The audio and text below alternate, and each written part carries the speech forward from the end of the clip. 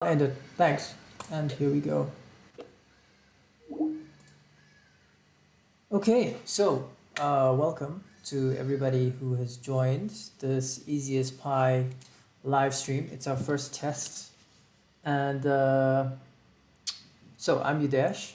I'm going to be taking you through some math problems or math challenges that for grade 12 and are for sequences and series. So what I'm going to do is I'm going to start to share my screen, and I had intended to play music in the background, but for now I'm just going to leave it out because I'm just well, actually, let me just see if I can play that in the background as well,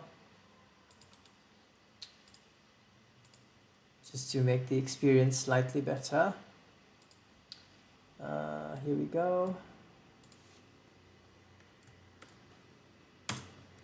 Okay, so if let's just play this. Okay, ignore that. Hi, I'm Kath Buckle. Okay, there are ads here, but that's fine. Okay, so I've got some low stream beats in the background, and right, so what I've done is I've created a bit of a workbook for you as well, and let's just head on to what we have here. So you can see that we've got this workbook here, and I've compiled a whole lot of past exam questions for you, and we're going to go through it.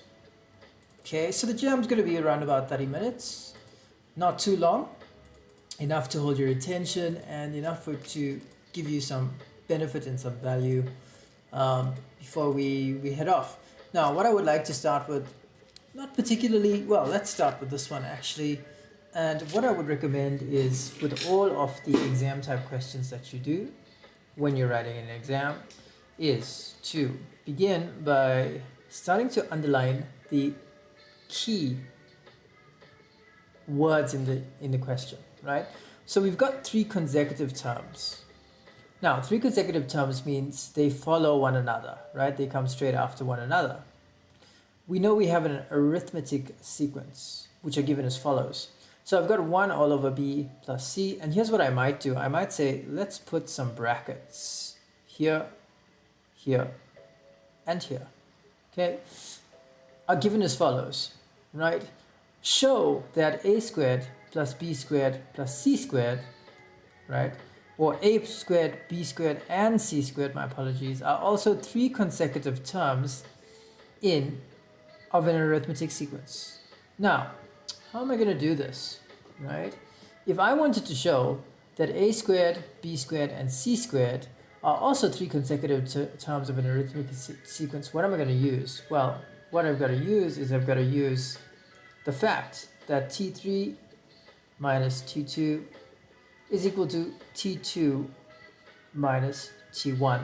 Now remember, this is applicable for any consecutive term. So T4 minus T3 is equal to T3 minus T2, T5 minus T4 is equal to T4 minus T3, etc., etc. So let's, for the sake of argument, let's assume that this is T1, that's T2, and that's T3. Well, then what we can say is we can say that T3 minus T2, so 1 all over A plus B minus 1 all over C plus A is equal to T2 minus T1, which is 1 all over C plus A minus 1 all over B plus C. Okay, and so what I'm going to do now is, because I've set you up, let's call this step number 1. Okay, and I'm just going to show you the model solution as well. You can see that this is the step number 1 that we did. Okay, the next step that you're going to do is you're going to have to find an LCD. So your next step is find an LCD. And what I'm going to do is I'm also going to set up a timer here for you, such that this is a sort of an interactive session. And so I'm going to give you a minute to work out the LCD and then start to put these equations or these parts of the equations in the LCD. Okay, I'm going to give you a minute to do that. Let's see how it goes.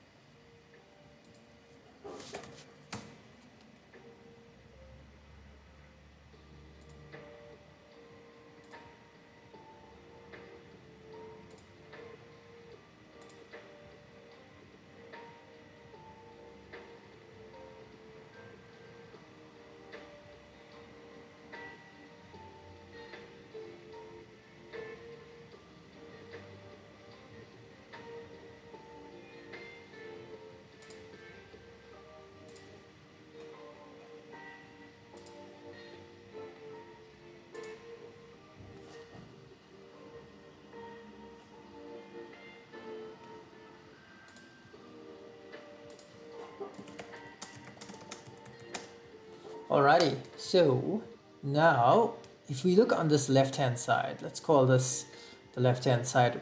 What is the LCD here? Well, it would be a plus b times c plus a. So what I'm going to do is I'm going to multiply in a way such that I get the LCD. So I'll get c plus a because that's what's missing here. And then I subtract a plus b, and that's all going to be all over a plus b times c plus a.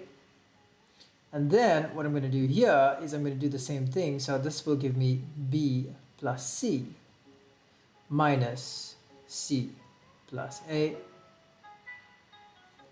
And then this is going to be into, well, I can say this is the same as c plus a or a plus c, same thing, into b plus c.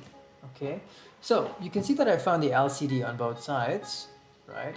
And you can see that the LCD that I need to work with is I need to get now a plus b, b plus b, b plus c, and c plus a. Okay, so that's the next thing I'm going to do. But let's just simplify this first. Okay, so if I simplify this, I then get, you'll notice that the a's will cancel here, so I then get c plus b all over a plus b into c plus a. And then you notice the c's cancel here. Okay, and that gives me b plus a all over c plus a into b plus c. Okay. Okay, so I'm just going to create a bit of space here. Okay. But you'll notice that this is starting to get simpler as we go along. Okay. Now, you might notice that they would have done this in a slightly different way, but what you will notice is that we start to end up with simplifications. Okay. And remember, if I want to get the LCD here, right, what do I have? I have c plus a and c plus a, so that's the same. C plus a, c plus a, that's the same. Then I've got a plus b here, and I've got b plus b, c here. So on this side, I need to multiply by b plus c. And then on this side, I will need to multiply by what's missing, which is a plus b. Okay, and then you'll notice that I get the full LCD, which is mentioned here, right?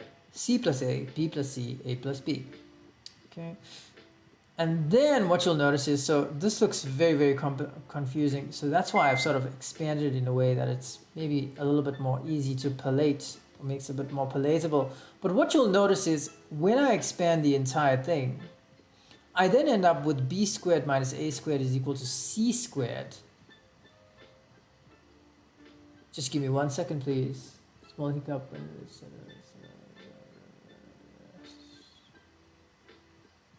Okay. Okay, so then what happens is I end up with b squared minus c squared is equal to c squared minus b squared. Now, if we think about it, let's think about what they asked us. They asked us to show that a squared, b squared, and c squared are three consecutive terms of an arithmetic sequence. Now, if that is the case, and I have something like a squared, b squared, and c squared, and let's say this was term 1, term 2, and term 3, if I apply this same logic here, then I know that c squared minus b squared, so t3 minus t2, must be equal to b squared minus a squared. And if we do our arithmetic correctly, we get that. We get b squared minus a squared is c squared minus b squared. And that is how I prove that this is an arithmetic sequence. Okay, so you've noticed that I haven't delved too much in the arithmetic of it, because in this jam, it's more important to understand the concept. And if I get the concept, and if you get the concept, then I'm happy. Okay, so we're going to move on to another question. And so this is also related to, well, obviously all of them are sequences in series. Let us begin by asking the question or underlying the key things here. And just give me a second while okay, just getting my stream beats corrected here. Right, let's underline the key things. This time I'm going to do it in yellow. So you've got the graph below. So we've got a graph. It shows the function f of x is equal to root x. So here's that function root x here, and a sequence of points on the x-axis. Right, so here's these points here on the x-axis. So I've got x, 0, 4. What else do they tell me? The points are drawn such that a sequence of equilateral triangles, so you can see we've got an equilateral here, equilateral here, equilateral there, results. The sides of the triangles form a quadratic sequence. And then they say determine the value of x. Okay, so they want this value here. Now, if we think about it, we know x is going to be less than 2. And what we're going to have to do is we're going to have to set up the quadratic sequence. So how do we do that? Well, quite simply, we know that we're starting at the origin. So my first term should be 0. Then I have x, which is my next term. Then I have 2. And then I have 4. And so remember, this is a quadratic sequence. Now, what do we know about a quadratic sequence? Well, we know that the second difference is constant. So let's look to find the second difference. Let's find the first difference first, and I'm going to do that in blue. So x minus 0 is going to be x, and I just want to make sure that I am on the right track, but you can see here's me setting up that quadratic. And then if I go for the next, then I have 2 minus x, and I'm going to put that in brackets. And I'll show you why in a moment. And then lastly, I have 4 minus 2, which is 2. Okay. Now, that is my first difference, and that's what I'm going to say there. Then let's do the second difference in green. Okay. So in this case, this will be x minus 2 minus sorry, I just want to see 2 minus x. So this is 2 minus x, which becomes 2 minus 2x. Okay, because it's this term here minus that term there. And then what do I have here? I have 2 minus 2, which is, or 2 minus x in brackets, which becomes 2 minus 2, which is 0, and minus x, which then becomes x. Okay, and let's see if we're on the right track here. But you can see now I've got the second difference, and now what do I know? I know that these two are equal. So I'm going to solve this equation.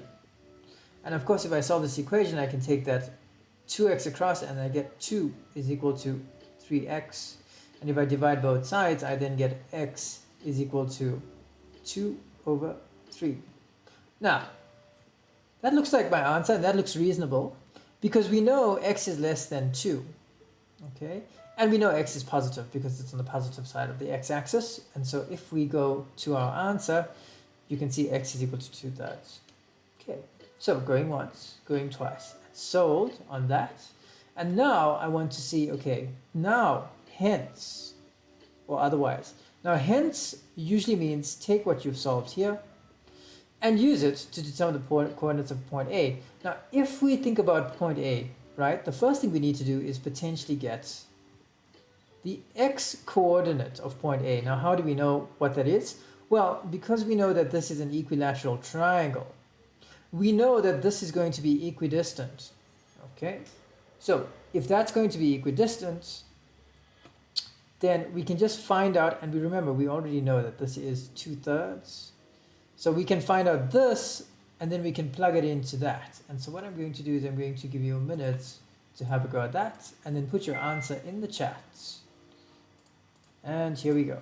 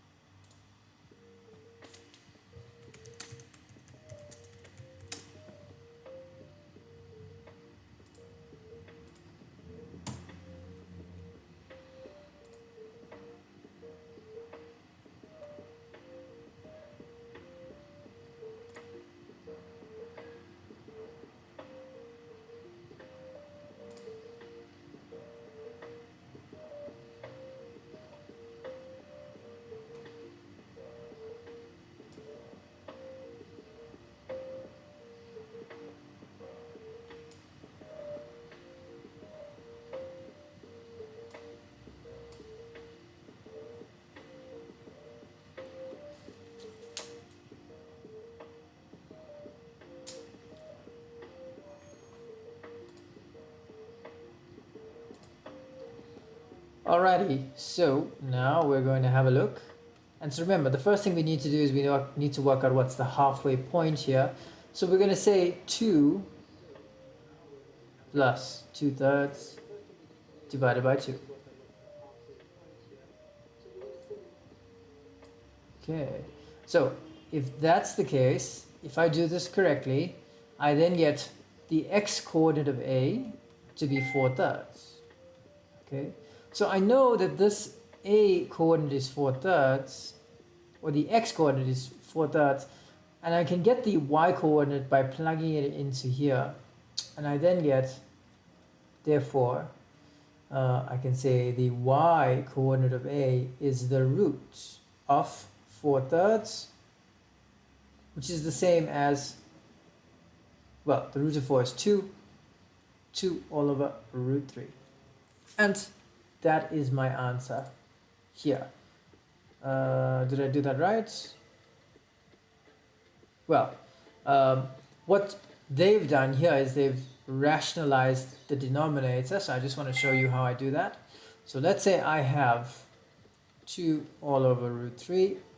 Remember, I can rationalize the denominator by multiplying both sides by root 3. And then this becomes 2 root 3 all over 3. And that's the answer that they had here. Okay, 2 root 3 over 3. And that's how we do this. I just want to test out my stream here, or my channel stream. Hello world. Okay, there we go. I can see something. Alrighty. Okay. So apologize, I'm sort of winging it as we go. Okay, so I'm not seeing my chat come up in my OBS studio. I'm not sure why. Doesn't matter. I think I've got it in the live stream there. So let's move on to another question.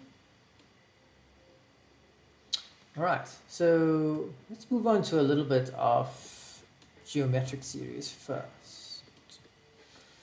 Okay, let's move on to this one. Okay, so we have an infinite number of circles, all touching one another, are drawn with their centers on the x-axis as shown. Okay, so you can see the centers are on the x-axis. Okay, and they say the radius, or the first circle with a radius of 9 units. So this first circle here, I know that this is going to be 9 because that's 9 units, and remember the diameter will then be 18.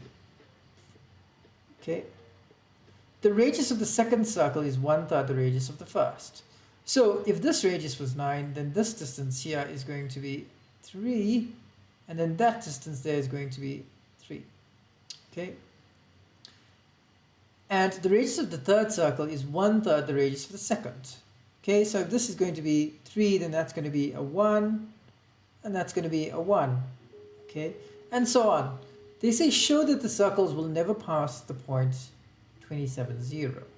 Okay, so in that case, what we're going to do is let's talk about the distance covered by the first circle, right? So we can say circle 1, the distance covered is 18, 9 plus 9. Circle 2, the distance covered is 6, 3 plus 3, right? Circle 3, the distance covered is 2. Okay. Now, if I found a ratio here, right, you can see that the ratio of C2 to C1 is 6/18, which becomes 1/3. Okay. And the ratio of C3 to C2 is also 1/3. So I have a common ratio of 1/3. Now, if you think about, they say show that the circle will never pass this point, we're going to be looking at an infinite series, right? Because why? Because in this case, my R, right? So remember, this is my R, lies between 1 and -1. And if that's the case, I can then use the sum to infinity, which is A all over 1 minus R. Now, what is my A term in this case? It should be 18. And then it'll be 18 all over 1 minus my R, which is 1 over 3. Okay, and let's just have a look and see. And you can see that's exactly what we've done here. And what we end up with is 27. So we know that the sum to infinity, because remember there's infinitely many circles going all the way, it will never go past 27 because it will hit 27. Okay, any questions around that? Going once, going twice, and sold. Okay, so that's the next one.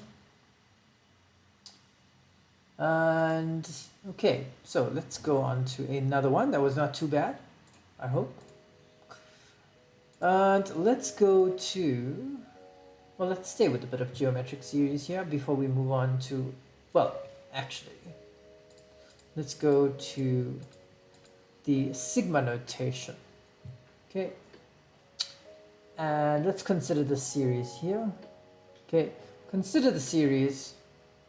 Right, so 2.4. Consider the series. You got sum to infinity. Okay, 2 into half x to the power of n. Now, what does that mean? Sigma means we're adding. Now, what are we adding? Let's start to substitute n here. We've got term 1, which is going to be 2 into a half x raised to the power of 1. Okay. Plus, what's my term 2? 2 times a half x raised to the power 2 plus 2 into a half times x raised to the power 3 plus, and that's going all the way to infinity. Okay, now if they're asking for what values of x will the series converge, well, what do we know about convergence? We know that for convergence, my ratio must lie between 1 and -1. So let's find the ratio here, because remember we've got T2, T3.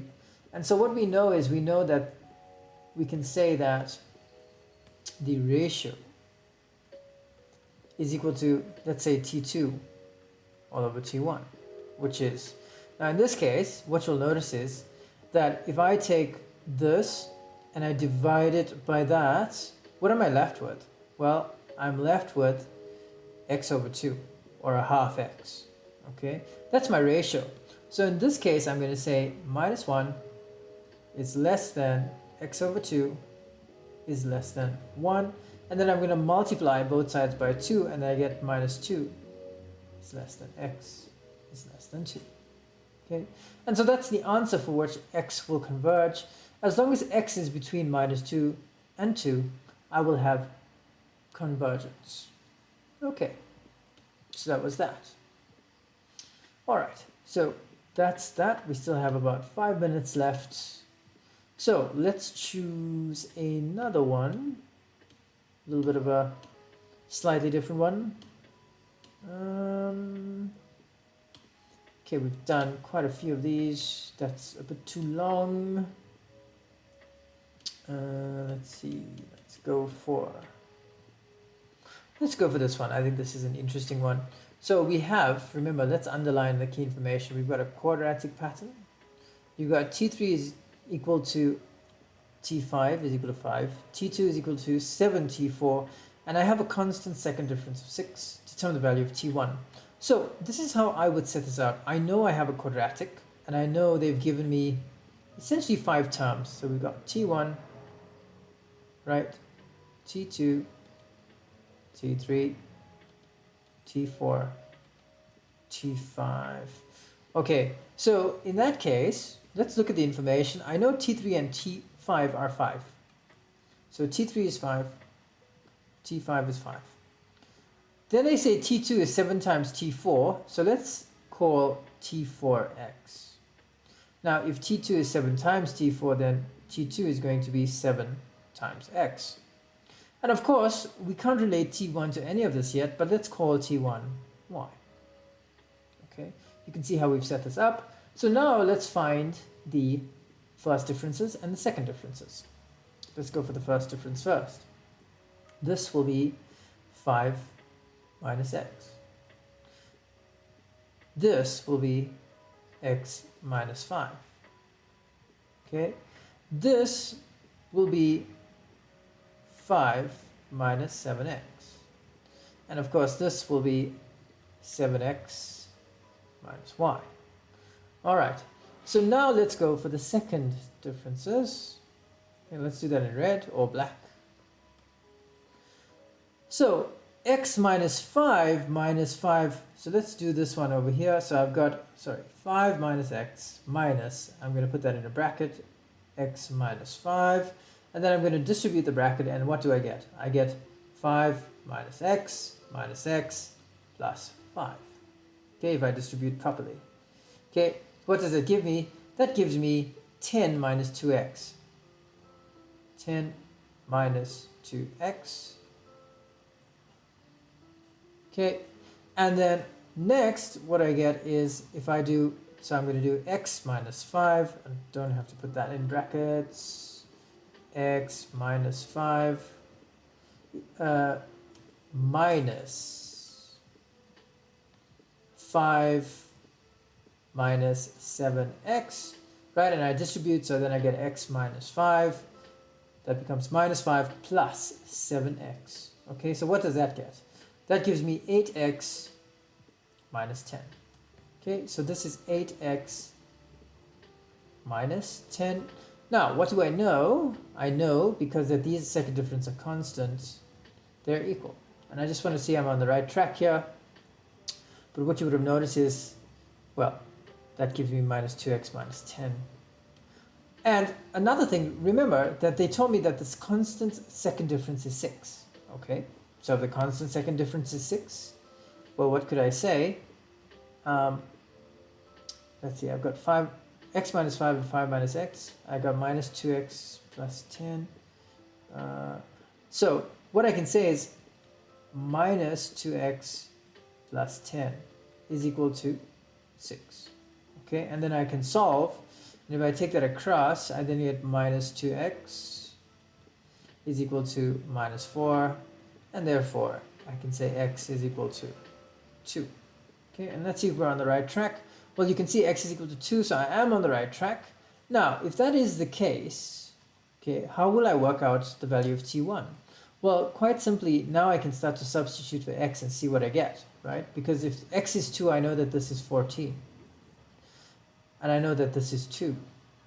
Okay, and of course, I can then start to substitute here, and I can say, okay, 5 minus 14 is minus 9. 2 minus 5 is -3. 5 minus 2 is 3. And I can keep on going back like that, because what I can say is, I know that this minus that will give me minus 9. So then I can say, okay, in that case, I can say this is 29. I know this is 29 because 14 minus 29, so sorry, am I doing this right? 7x, x is equal to 2. Yeah, y is going to be equal to 29. Okay, and that is how I do this one. And this is, well, this is basically how we do it. And yeah, this comes to the end of our live stream, and I hope this has been fun. I hope you've enjoyed it. This is our first one, so hopefully, well, definitely we'll look to get better at this. And Ariane, who has joined, well done for joining. I just want to see if anyone has any questions on any of the live streams that we've done, or any of the things that we've done and how we've done it.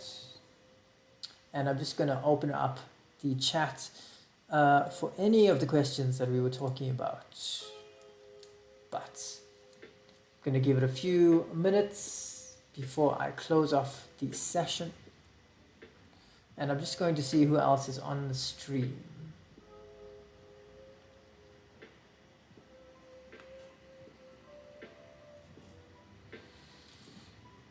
Okay, so